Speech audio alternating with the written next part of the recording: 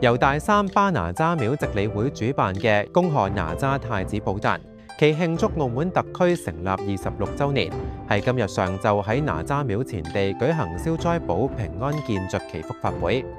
上輪系列活動喺6月7日至13日期間舉行，設有灑淨及祈福讚聲轉運儀式，多名政府官員及社會各界人士出席。祈願風調雨順、國泰民安、社會和諧、家庭幸福，希望進一步弘揚傳統文化，宣揚哪吒文化順俗。